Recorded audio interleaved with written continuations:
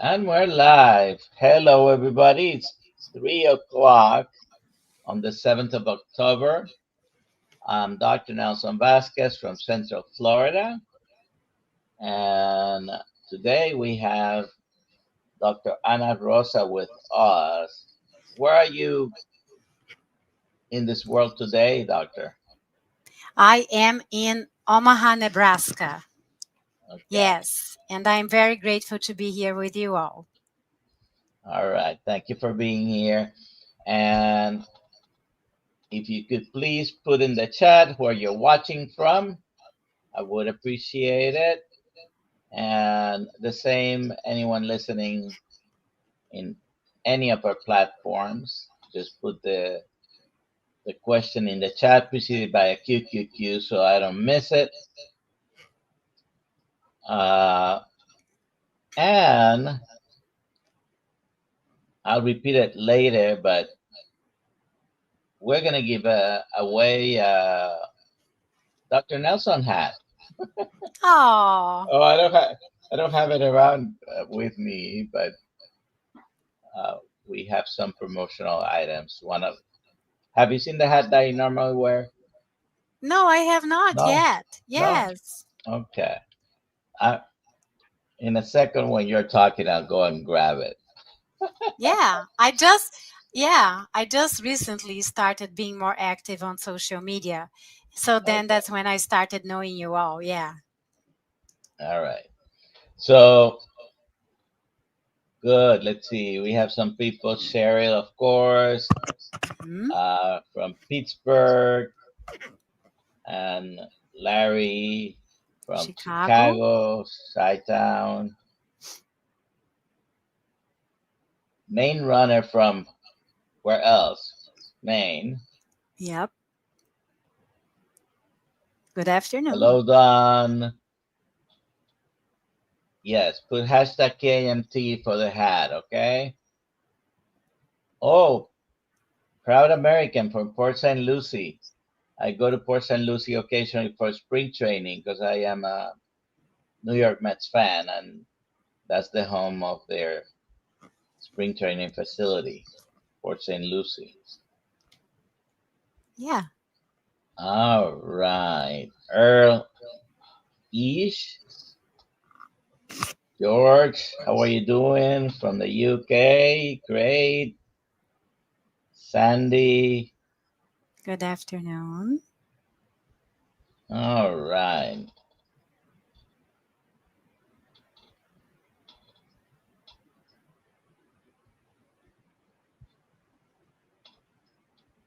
KMT, hashtag KMT. Yep. All right. So, oh, one more different place, Charleston, South Carolina. Okay. All right. So, today we have Dr. Ana Rosa, whose main channel is Instagram, and she goes by Ana Rosa Gratitude, right? Yes. And I'm very glad you are able to do this because we just asked you yesterday. Yes, yeah, I'm really But grateful and I'm honored. so let's start with telling us some of your story of healing, and I know that that includes some sad moments as well. But if your elevator pitch Yes, version of your story, okay? And yes, I'll go and grab the hat the while you. hat. Go ahead. So I am Ana Rosa. I am a medical doctor. I was born in Brazil and I got married in 2008 and moved here to the United States. I had done my radiology residency in Brazil and also here in the United States. I have been working as a radiologist for 30 years already. And in 2016, my husband died with colon cancer stage 4, and I started my journey of healing myself, my body, my mind through grief and through gratitude and working on mindset strategies for questioning beliefs and thoughts and behaviors and patterns that hold us back and sabotage us to be the best version of ourselves. I love the hat.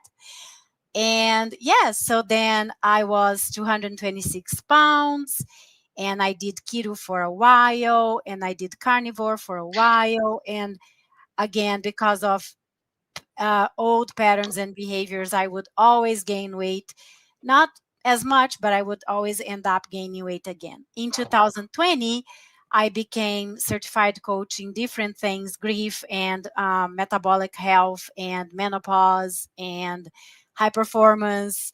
Anyway, and I started working with Sean O'Mara, Dr. Sean O'Mara. I started doing his strategies for nutrition and body, which are mainly carnivore and the live food, the fermented fruits and veggies. And I am in a process of reverting my visceral fat. I lost many pounds and I decreased my visceral fat, which is visible on my MRIs.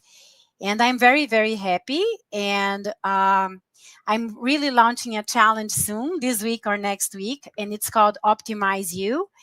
And it has nutrition and body strategies very similar to Sean and very similar to what you all are used to do. However, there is a touch of my heart and my soul with the mindset and the neuroplasticity. Yeah, that's me in a nutshell. Thank you. If anyone has any questions, please put them in the chat.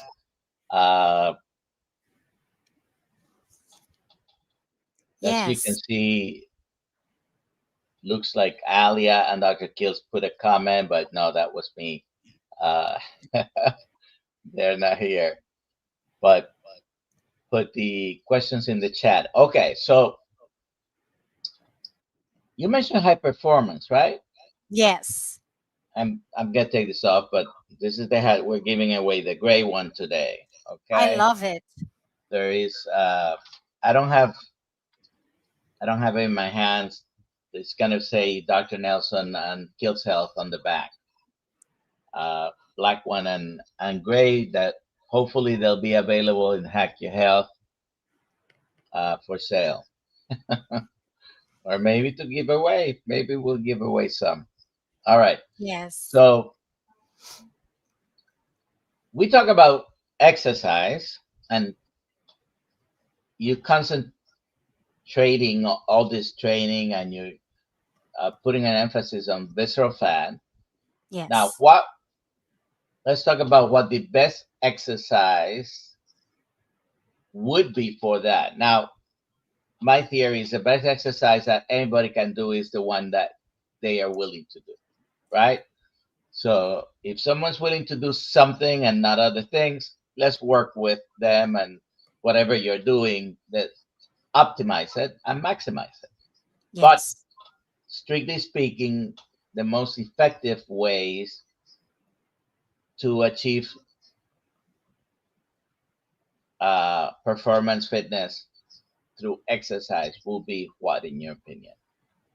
So I absolutely agree with you, Dr. Nelson. I believe that we have to start exactly where we are, right?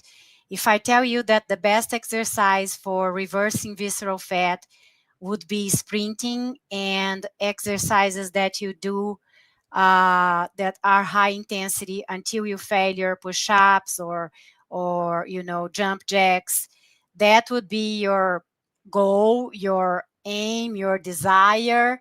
But again, I would say start exactly where you are. When I was 226 pounds, I didn't have energy and my body was all hurting. So I started walking and I started walking on a pace that I could still talk, but not much. And I started walking 3,000 steps and then progressively increased to five, progressively increased to seven until I got to 10. 10 is not really a magical number, it's just for you and I to have a number that we aim to achieve, right? So, and by walking, I have noticed that in average, a person walks 1,000 steps every 10 minutes. So since right now there are many studies showing that being sitting on your desk on your work is as detrimental as smoking, I would say start walking, and every hour that you are working, if you could stand up in your desk, awesome. If you can't, just go outside and walk for 10 minutes or walk around your office for 10 minutes. So then you get your 1,000 steps. If you could add the sunshine, that would be awesome because helps with mitochondrial health and regeneration. Uh, Also, like I love strength training now. I used to hate it, but now I really like my strength training, and I do it like 3 to 4 times a week because I alternate with my Pilates, which I like for my mind. But again, if you are not able to go to a place for you to do your exercise and strength training, do it in your house with isometric, using your own weight body, right? You could do some push ups on a wall, on your kitchen island. Then you can start like higher standing up, so then you don't hurt yourself, and then you progressively increase the difficulty. You could do some planks, you could do some squats, so that at least you are doing something. Just like if you do 1 minute a day, 2 minutes a day, and you progressively increase, you're going to see improvement. And for women on menopause that are already used to exercise, either by walking or either by strength training, for men too, but mainly I'm bringing it up women because women, we are told to do more, more, more, and then it increases even more the stress and the cortisol instead of helping. So I would say a good way of exercising is doing 3 minutes of cardiovascular exercise, maybe 3 times a week, 30 minutes, I'm sorry. And that would be on a treadmill, the cardio level 2, that you get your heart rate increased, that you can still talk, and on a treadmill. Do not run. It is walking in a faster speed on an incline, and do not run. Running, it will stress you more and release more cortisol, and then it definitely will increase your visceral fat and inflammation and insulin resistance instead of being beneficial. Very, very good. We have a couple of questions, so let's start taking questions and comment. I'm going to put this one first. This is a comment, not a question, but it's very good. Mhm. Lois, which I have met in person, and he definitely doesn't have any visceral fat now. But when he started his journey, he says that his smart scale reported a visceral fat value of 20. Um, Now it's 7. Awesome. Congratulations. Yeah, that's pretty good. Okay, so It's really important to decrease the visceral fat because visceral fat is almost an autonomous endocrine organ inside of you, and it produces molecules that are inflammatory, that lead to cancer, that are carcinogenic, and also affect the function of your immune system. So when you do anything and everything to decrease your visceral fat, any amount is already a good amount for walking the journey of becoming healthier. Yeah. so most people I hear about pain, and I had chronic pain. I had plantar fasciitis for 35 years. I Yep. had surgery 38 years ago. As a matter of fact, in less than 4 weeks, it'll be 38th anniversary of my surgery. Uh, so I've lived with chronic pain for a long time, and once I went carnivore, pain is gone. The chronic pain is gone. Now, occasionally I may get sore, especially after exercise. Or if I get up in the morning, might take a few minutes, sort of to stretch out, right? Mm-hmm. But no longer chronic pain. And most people that go carnivore or very low carb experience an improvement in pain. However, Sean says my joint pain seems to be worse on carnivore. What can I do to help this? I'm new to this and I have no idea. What do you think, So, Lisa? yeah, so your I agree with Dr. Nelson. The chronic pain is related to chronic inflammation in your body.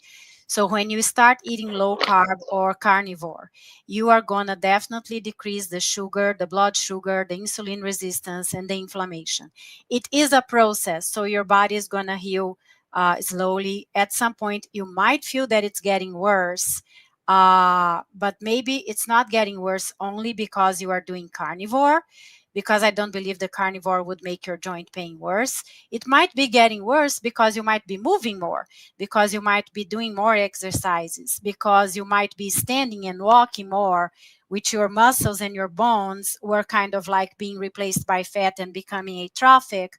So technically they are not used to the weight standing up to walking, because when you walk or when you exercise, you are inducing some uh, micro fractures in your bones, and that leads to bone formation and improvement in your bone mass, but also could lead to some pain, especially if you were extremely sedentary or extremely overweight, right?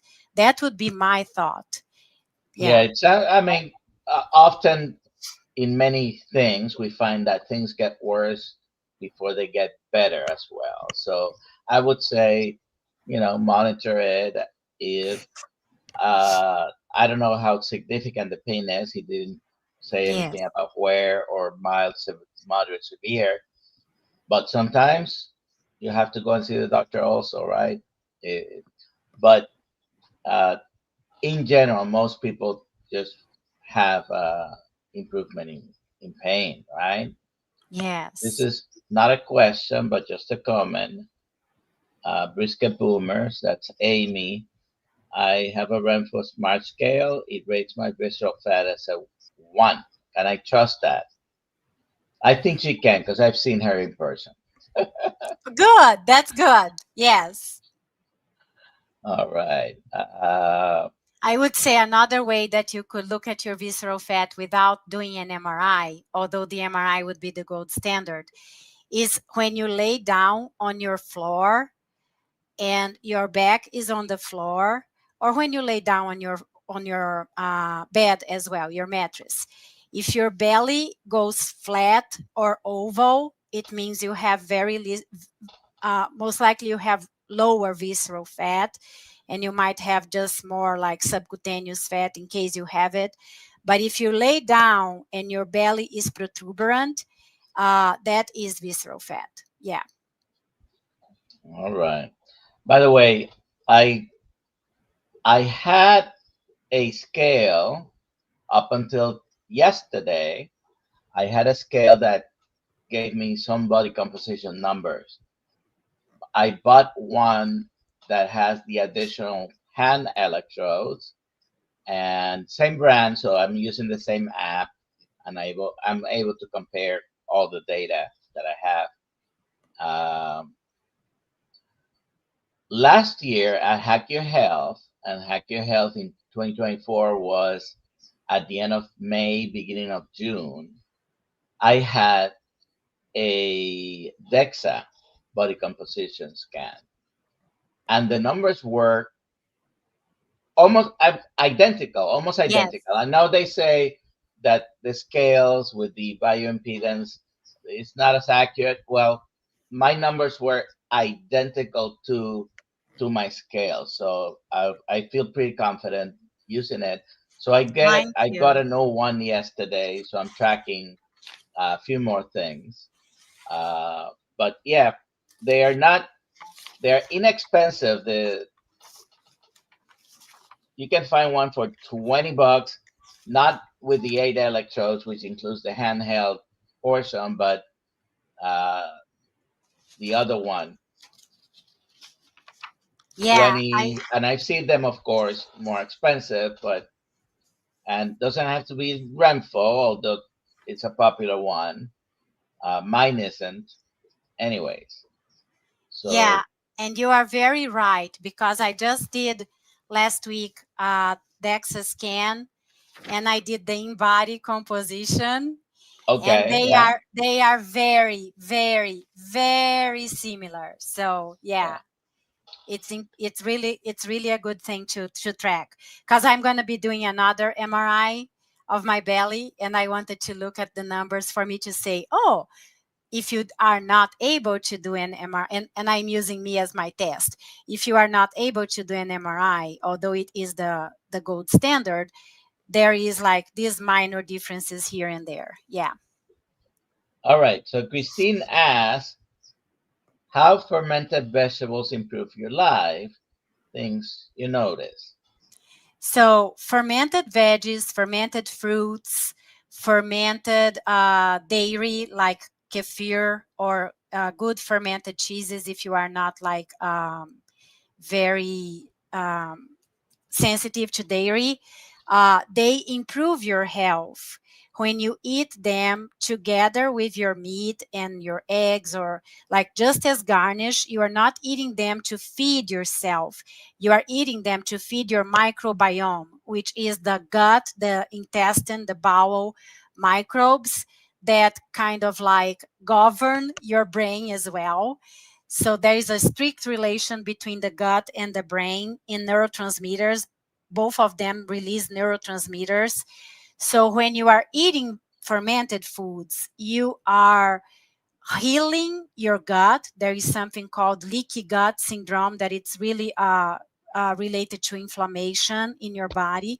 So you are healing your gut, and you are shifting the bad microbes that are addicted to sugar, that are addicted to alcohol, that are addicted to carbs. You are starving them. So then they are dying, and you are building more good microbiomes that will definitely decrease your cravings for the things that are not good for your health and leading to inflammation and chronic disease and insulin resistance. Yes. All righty. Now, we answered part of this question, but our body composition scales rely on measurements of visceral fat. We answered that there. I mean, the gold standard, like you mentioned, is the MRI. The cheaper version will be a DEXA scan. They're more accurate than they're supposed to be more accurate than the scales, but in my mind, the scales are pretty good for what you spend on them. Yeah. Something you can, even if you spend for the 8 electrode ones, 50 to 125 bucks, which you can find them for that price. It's something you put in your bathroom, you use it repeatedly. So I think it's valuable, even if it's a 25 bucks scale. It gives you something to track and look at if you're keeping score. Now, he gained 20 pounds doing high fat carnivore, and his visceral fat score has increased. What do you think? Uh, I would say I don't want to hurt your feelings, but I believe that you are eating too much, and because that's the high fat carnivore. You can kind of not being counting calories, sometimes you can eat more than you need. And it's not that you need to count calories, but it's allowing yourself to eat only when you are hungry, not just because it's time to eat, like it's lunchtime or dinner time, and allowing yourself to eat until you feel satiated only, not eating until you are full. And one other thing too, I heard this from Sean, I heard this from other doctors like Dr. Berg, which is keto, and the doctors that talk about this kind of uh, about the food we are eating, right? The high fat carnivore. It's about like when you are still overweight, you should not be eating even more fat because you still have your own fat to burn. So your high fat carnivore could be, instead of eating the fat that comes from the outside, you could count the fat that you have inside your body too. So then you will be burning this fat as you keep going. But you most likely gained visceral fat, and you most likely gained your pounds uh, because you might be overeating or eating more fat than needed. Yes. All right. Thank you. So Easy says, uh, I don't remember if she was the one who was talking about pain, but any concern of getting gout on a high fat carnivore diet as opposed to a lower fat carnivore diet?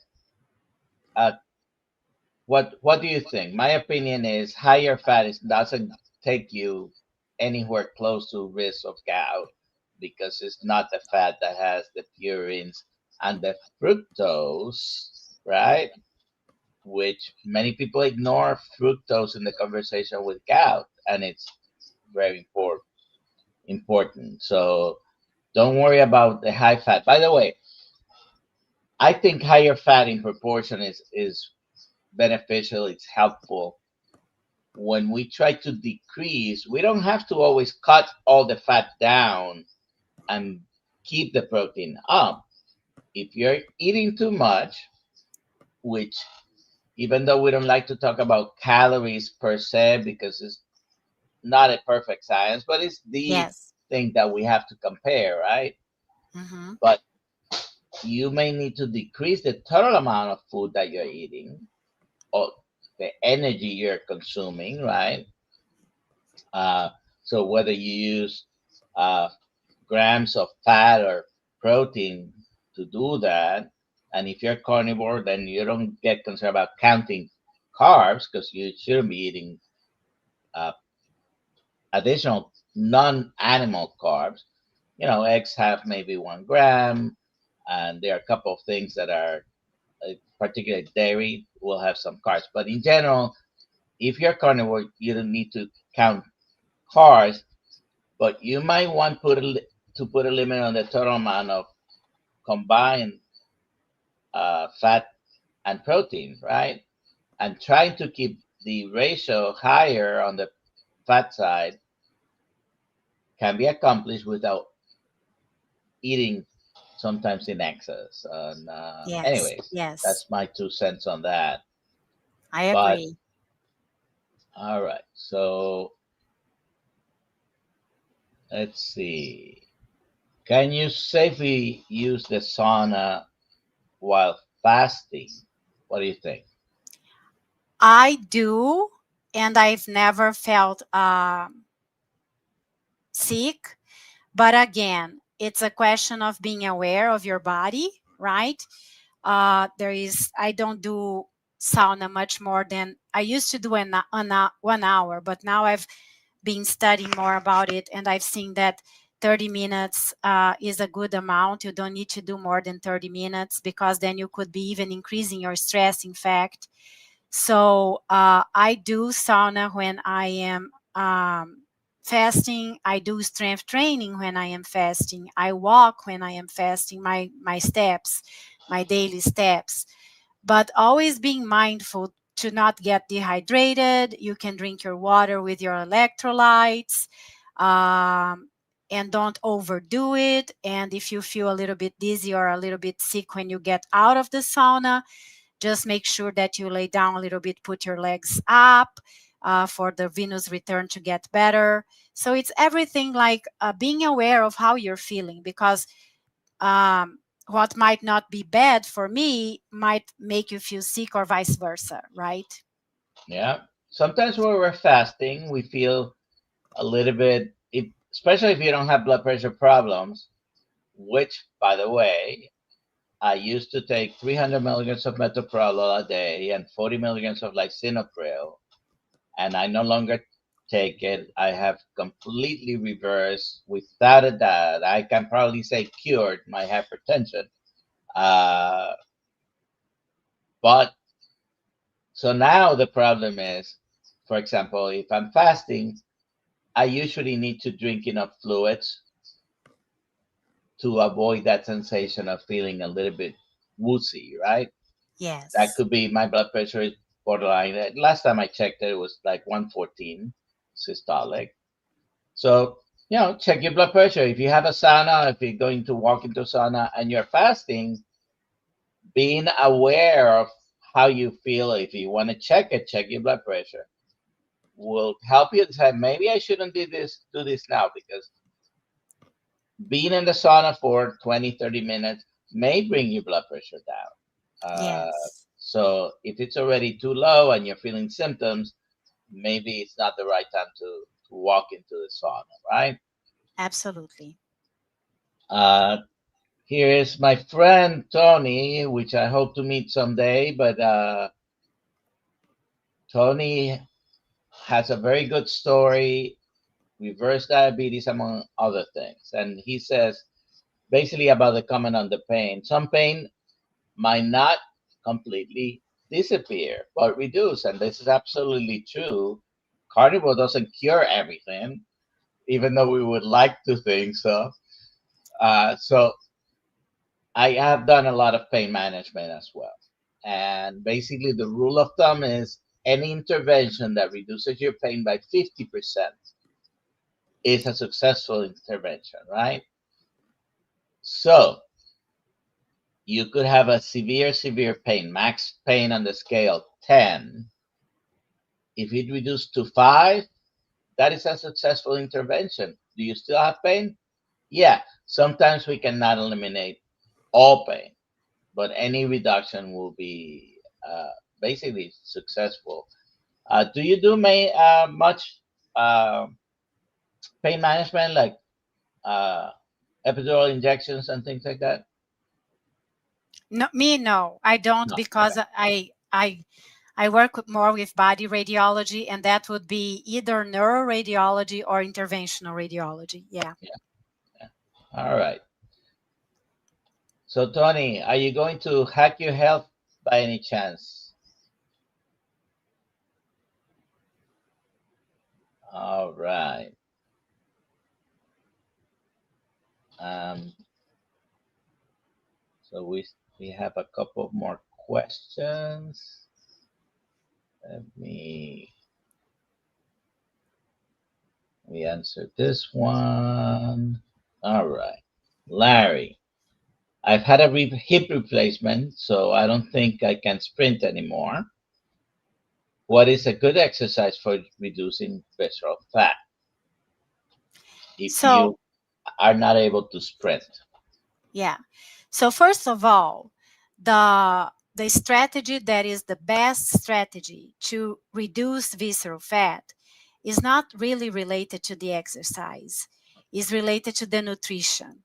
So the first strategy is eliminate completely 100% all processed foods, sugars, alcohol, and then you decrease your carbs as much as you would want, like to low carb, keto, or carnivore.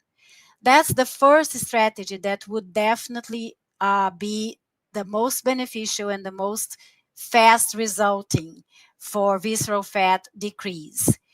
For exercises, I would say the same that Dr. Nelson said in the beginning. You should do what is best for you, always stretching a little bit more. Pay attention, a little bit more, so you don't hurt yourself. So either walking or strength training, or and if you have your hip replacement and you can't sprint anymore, or someone who couldn't sprint by walking, by standing, right? You could try sprinting on a treadmill. I don't know if that would be good for your hip replacement. To be honest, it might be a lot too much as well. You could try, for other people who have not had hip replacements or surgeries that would be difficult, you could try sprinting on an elliptical.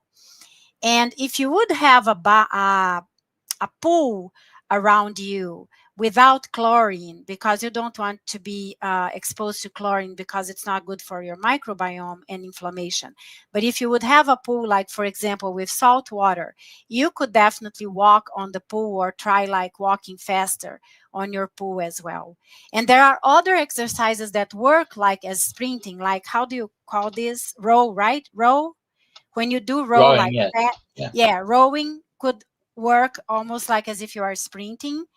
And the high interval exercises that you do until you are until failure, they also have the similar effect than sprinting. Sprinting might have a little bit more, but like push-ups until you failure. I'm not going to tell you to do that, but jump jacks for whoever could do it until you failure. These exercises are also good in decreasing stress, decreasing cortisol, and helping with visceral fat. But the nutrition is the main thing that you should focus very well. Yeah. All right. So Tony makes a comment which we kind of touched on. The high fat is not the cause of the gout. That is not. Uh, when you have gout, the medical doctors will tell you to decrease the amount of purines in your diet. Meat is not in the high purine list, by the way. You can look it up. Uh, Low purine diet or high purine diet. So usually categorized by low, medium, and high. The muscle meat, the steaks, are not in the high purine category. The organs are, though. All right. So organs and a few other things, carnivore, maybe you don't want to have those. But really, it seems that the effect of fruit sugars, fructose in particular, in your diet elevates uric acid and increases your risk of having uh, gout. All right. Uh, so main runner is going to have a 5K. Wow. She's been training Three, for a while, so in 12 days, I guess. three Oh, 5Ks. oh, three of them. I know. Wow. Ooh, wow. Yes. Congratulations. Yes. Wow. My quads are Okay. still a little bit sore. Multiple hills in the middle of the race. Yeah. Yeah. You are definitely training a lot. Congratulations. Uh, Aisha, I'm hopefully pronouncing that correctly.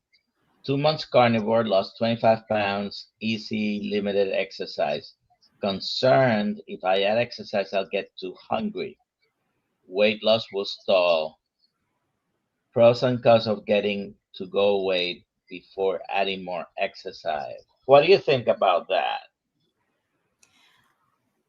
Uh I think that you should add more exercise because in your journey of losing weight, you don't want to leave exercise out, especially strength training, because when you lose fat, you always lose muscle, no matter what kind of diet or program you are doing. And you want to avoid losing muscle for different reasons.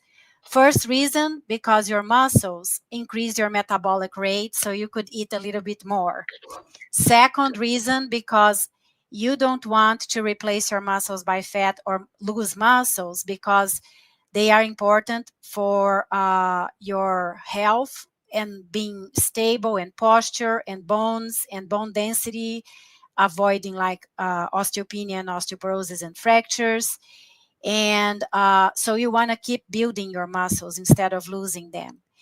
And third, because your muscles are related to your bone, to your memory as well. There are new research showing that muscle is memory. So you definitely want to keep building muscles. Regarding if you feel more hungry, I don't know if that is a belief that you have, that it might be holding you back.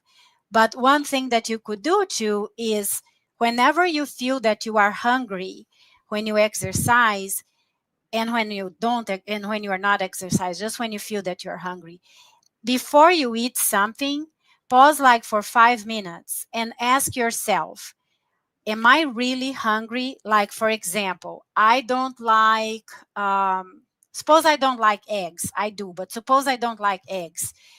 If I'm hungry, I would be able to eat eggs because I'm hungry. But if I am not hungry, if I only feel like some appetite, I will not, I will pass the eggs, right? So I would ask yourself, Am I really hungry? Or am I thirsty? Drink your water and drink your electrolytes because they definitely make you feel fuller as well. Or am I eating some kind of emotions, which could be this belief that you would get hungry after you exercise. But do not let any of these stop you from exercising, because definitely it's important to build muscle, build bones while you are losing fat and weight. Yes. So I don't know that if I go out for a walk or run, I'm gonna get hungry right after. But if there's any truth to this, would be this way, I think. You exercise, and that helps increase your muscle mass. When you increase your muscle mass, you increase, guess what? Your metabolic rate. Okay. Yes. And in the long run, maybe you find yourself, okay, I need to eat a little bit more. But if you're eating the right things, that is not a bad thing. Yes. So if you're doing carnivore, basically you're eating uh, fat and muscle. And I cannot tell from your picture whether you need much more weight loss, but uh, whenever you're trying to lose weight, you may decrease the amount of fat or the total amount of food that you're eating. Uh, some of us have had a pattern of binging when we eat. In other words, we go to a buffet where food is available, and we keep eating. And my father used to tell us make the comment that when we keep eating is because our little bell in our brain is broken. That Yeah. when it ding ding ding, you're full, and that is actually sort of true. Basically, our Yes. stomach communicates to our brain, and we learn through bad patterns in behaviors before. We have learned to go past that. So you need to relearn to know when you're full and you shouldn't be eating more. Your body will tell you, right? Yes. And there is such a thing as leptin resistance. Leptin is the hormone that tells you, hey, you've had enough. But sometimes our system doesn't identify that. So Yes. it's a relearning when we do these things to listen to our body. Uh, you should always eat slow, is my opinion. Allow your body to start its process and to tell you when you're done. Okay. Yes. And I love that you said that it's a process of learning, because it when you are learning, like when you are learning to walk, you fall, you stand back and you keep walking. So when you are learning, you allow yourself to get some step backs, but not beating yourself up. Just stand up and keep going, right? Yes. So Yes. thank you for the advice. He says I need to lose about 20 more pounds. This is always the weight I get stuck at. So I think it's all in my mind now. Well, as we lose weight, most people's experience is they have a rapid weight loss at the beginning of whatever change they do, and then it slows down. And that is the normal process. Then the closer you get to that ideal body weight, whatever it is for you, if it's your goal, or if you're going by standards of, by BMI is this number, the closer you are to the goal, the slower it will be because your body is resistant to lose weight. Your body doesn't want to lose weight. It didn't have excess weight either. We cause that most of the time by our patterns of eating. But so it's gonna take you longer to lose the last 20 pounds when it was easy to lose the first 20 pounds or whatever the amount is. I'm just Yeah. And also be mindful, because that's something that is the mindset, right? Also be mindful that you might have told yourself that you still have to lose 20 pounds, but that might be an ideal goal when you were way younger, or that might be an ideal goal without you doing like other strategies that are changing the composition of your body. Because when you start gaining muscle, you start getting more definition, and it doesn't, and you're not going to be losing weight on the scale, because you are losing the fat and you are gaining the muscle. 1 pound of fat is 1 pound of muscle, so it doesn't really matter. But 1 pound of fat in your body is a flabby body, while 1 more pound of muscle in your body is a toned body. So you might be thinking you need to lose 20 more pounds because you are imagining a skinny body without the fat, but you haven't put in your brain yet that maybe the 20 pounds that you want to lose, if they become muscle, you are still going to lose skinny, but with way more definition and stronger. Like, and I can tell you from my, and that's why it's important to have some numbers. If you don't have an MRI, doesn't matter. It's important to have some numbers, like Dr. Nelson said, which is simple, because when you look at these numbers, you can see, wait a second, I have not lost many pounds in the scale, but I have lost 6 pounds of fat and I gained 4 pounds of muscle. So that is why in your scale, you would be 2 pounds lighter, but you are way better, right? So technically, maybe you don't need to lose 20 pounds of you don't need to lose 20 pounds on the scale, because you are shifting the composition in your body, and these pounds will be muscle, which will be beneficial for you. So that's something to consider as well. And this may not make much of a difference when we're talking about 1 or 2 pounds or even five.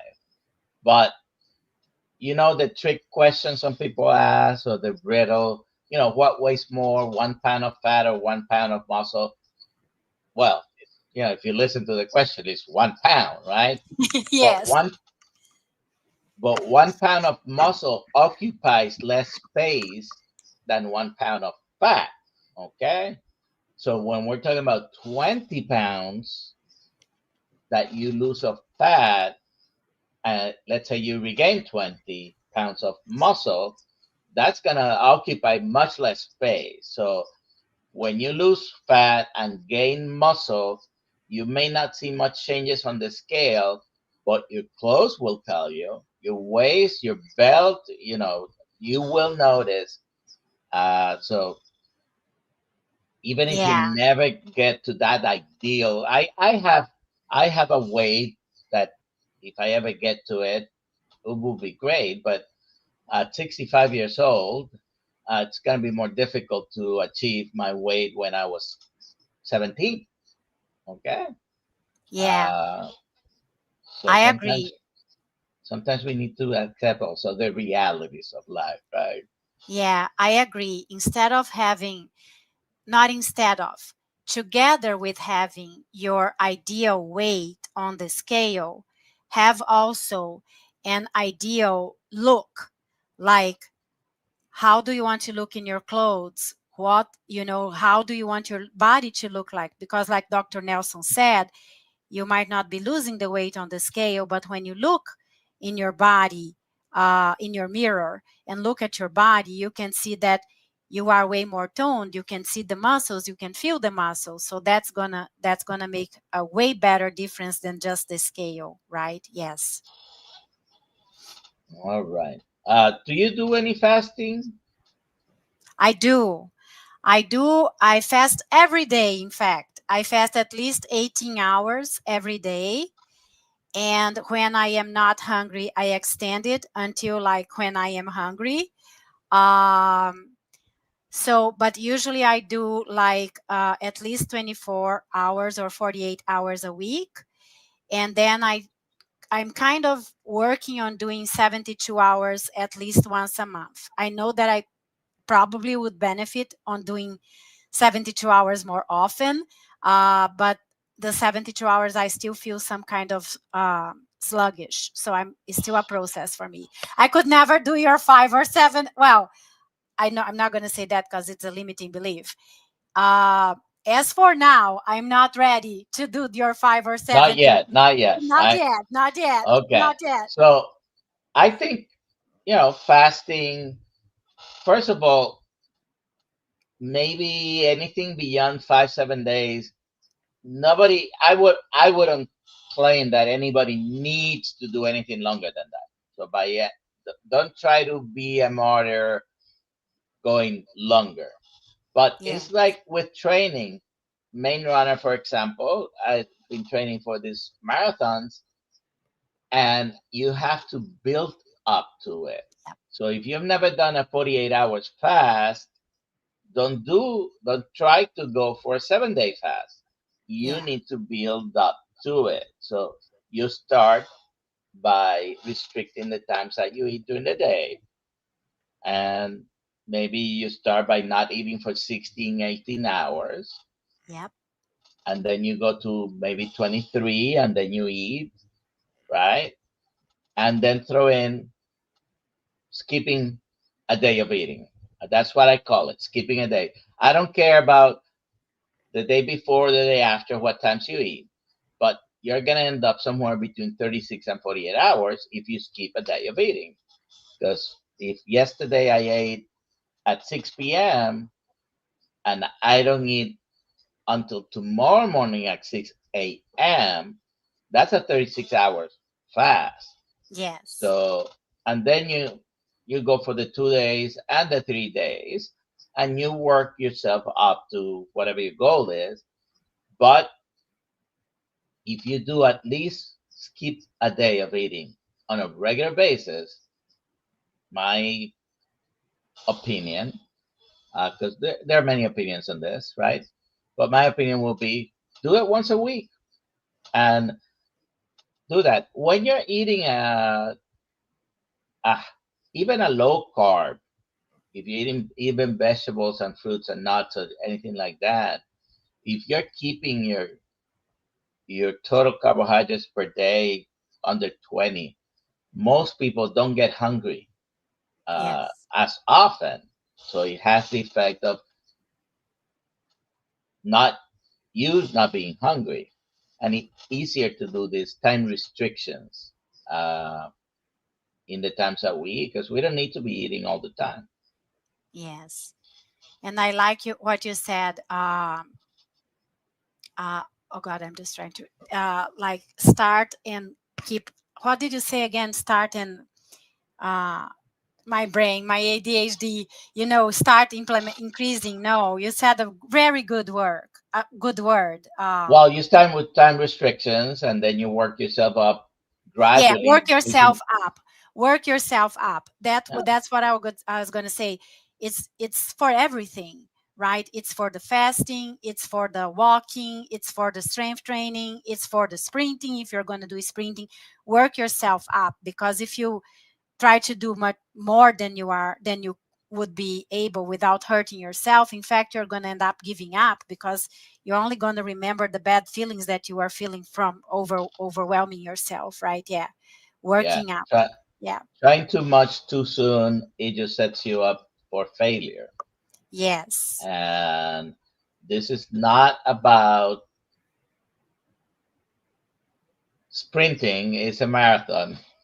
yes, Do this try is to not about. sprint if you can as far as exercise, but Yep, these changes in your diet are not, you don't go from one day to the other doing the extreme on everything, because you're going to set up yourself for failure, right? yeah, it's one step at a time, and progress, not perfection.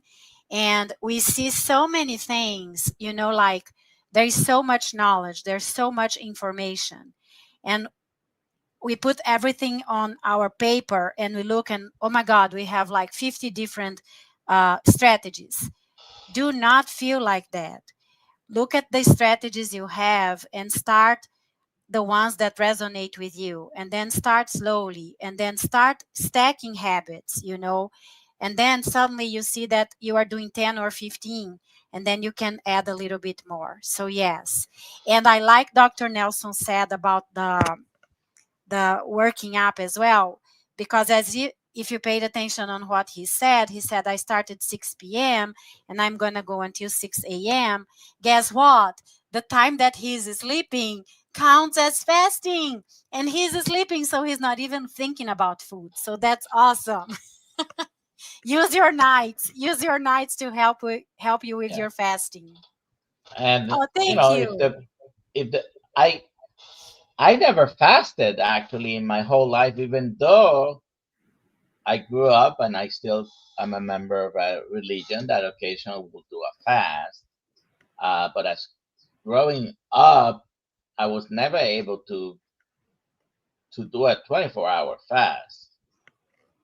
And even when I went uh, on a strict keto diet and I Hmm. was losing some weight and I was feeling good, it was not until I went carnivore that, like 3 or 4 days after I started, uh, just all of a sudden, I wake up one day.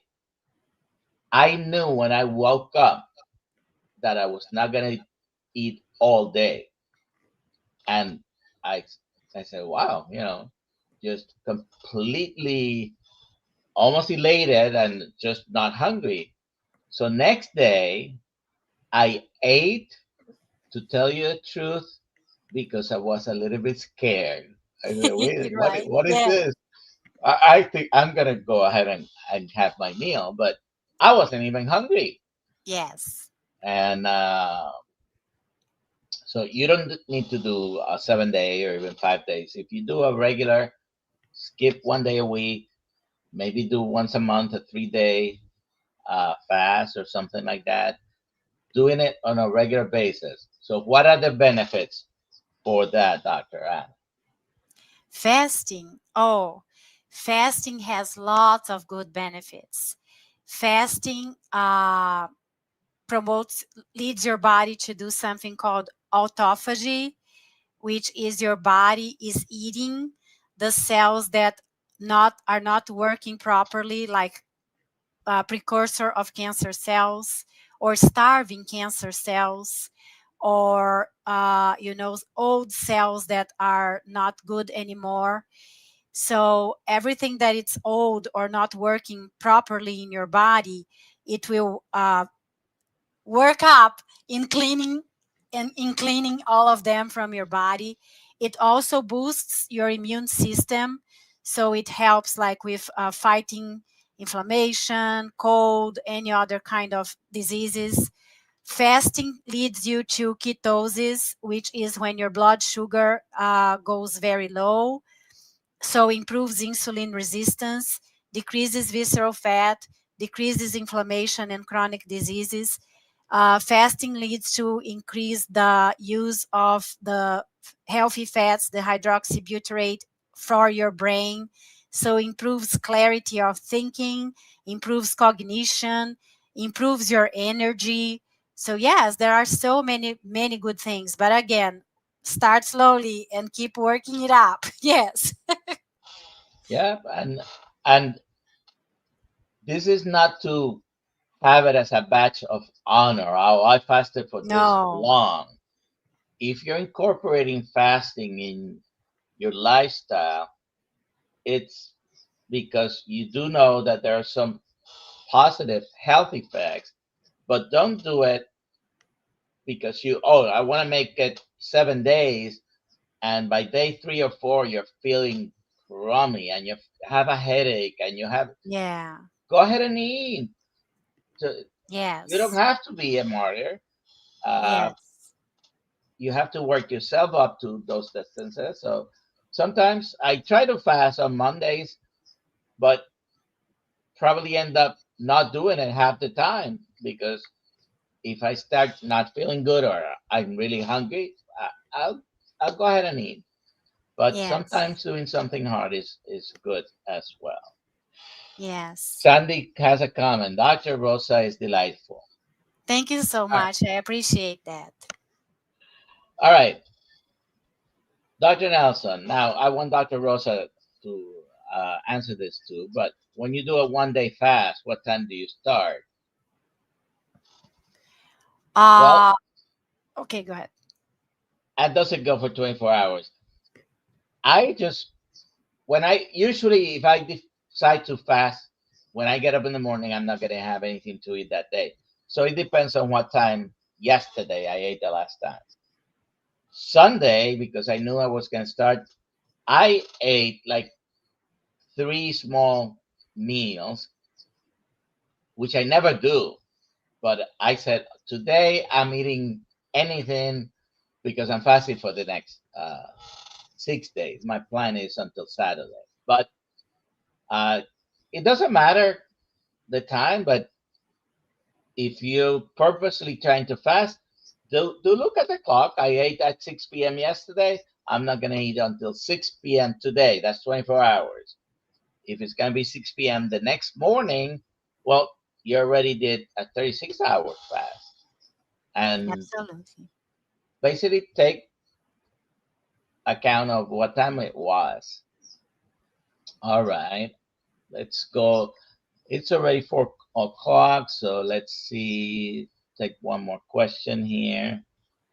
So if I have a meal that I go until 6 p.m. following day, 24 hours. Yeah, Yeah. that's basically it. All right. So Someone what? said Someone said, I never sleep well the first night with the fasting. That could happen because of the increased energy, right? From getting out of the high blood sugar. What I would suggest, two things. I would suggest being getting hydrated with your electrolytes, making sure that you are not dehydrated. And the other thing I would suggest is when I feel like I'm not going to sleep well, I always have my magnesium that I take 1 or 2 hours before going to bed.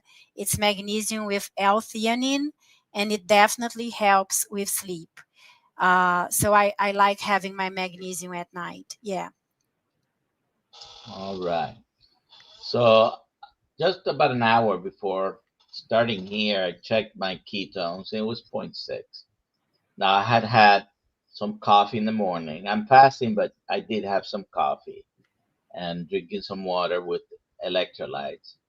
Uh, so that may have or may not affect it. And my lingo right now hasn't given me a reading for a few minutes, but the last reading was 82. Uh, Yeah. And someone said, move, move, move from a low impact workup slowly to the ability to your physical condition. Absolutely. Yeah, absolutely. all Move, right. move, move. Hashtag KMT for the chance of having a hat. Yes. Now, if you don't want to have a hat, we'll send you a shirt.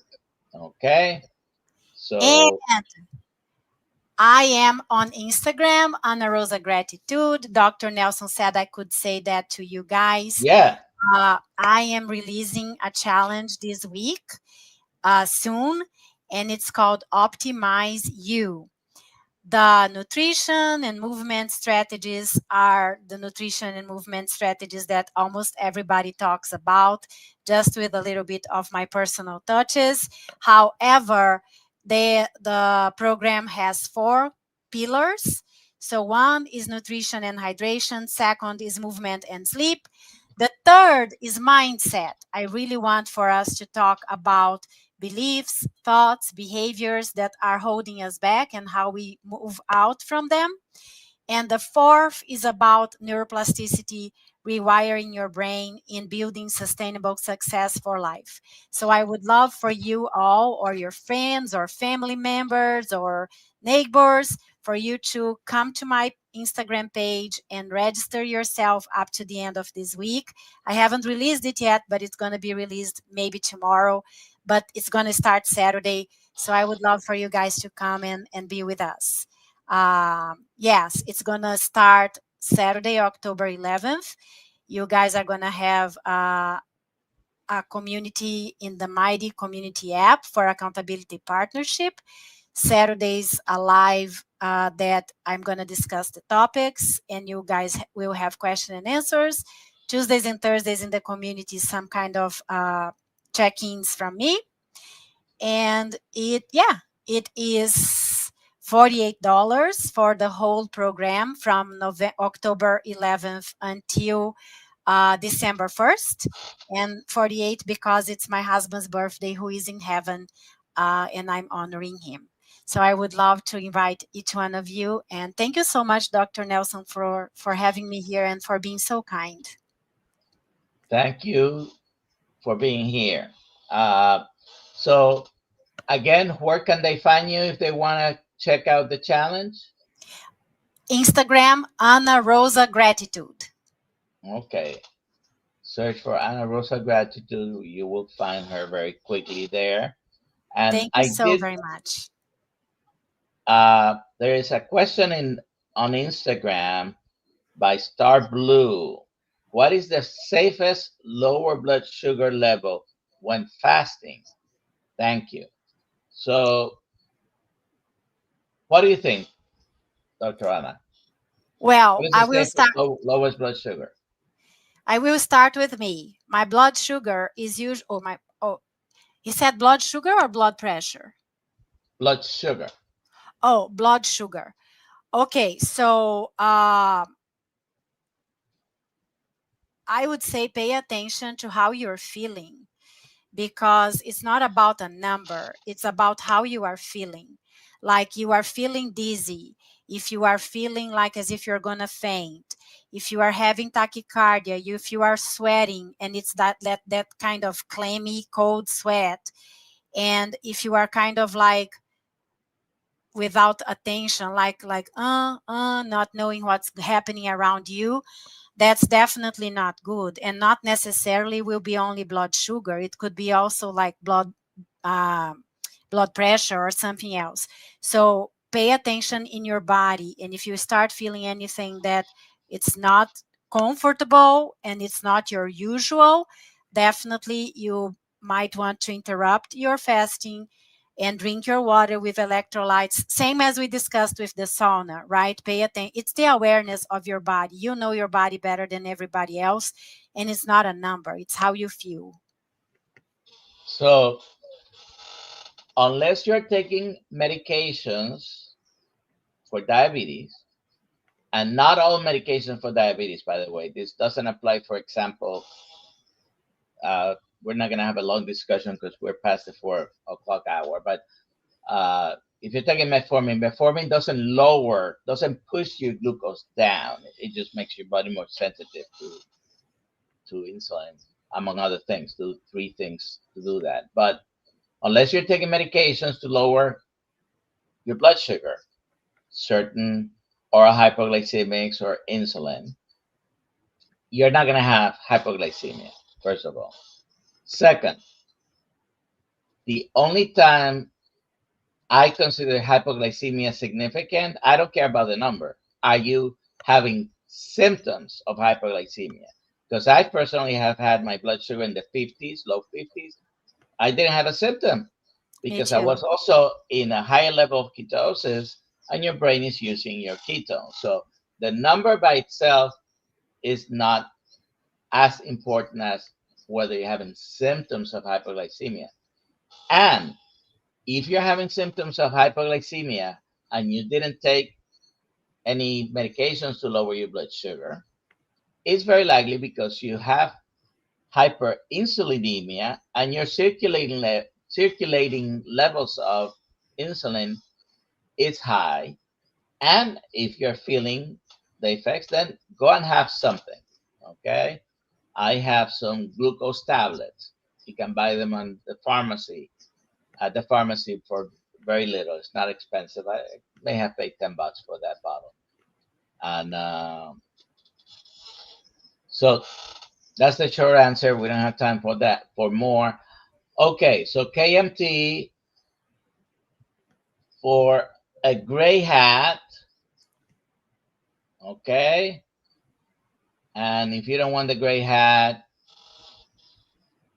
oh, Oh, Tony, thank you, Tony. Tony, congratulations, my friend. Yes. So I will have Alia email Alia. Alia at drkiltz.com, DOCTOR Kiltz.com, and we'll send you the gray hat. And I'm going to send you something else, Tony. Uh, all right. So thank you very much, Dr. Ana Rosa. Thank you. Uh, very grateful that you were able to do this today. And have a great day. Tomorrow morning at 6 a.m., we'll be back here with a live stream. Okay, so have a great Thank day. you. You all. Bye Thank bye. you.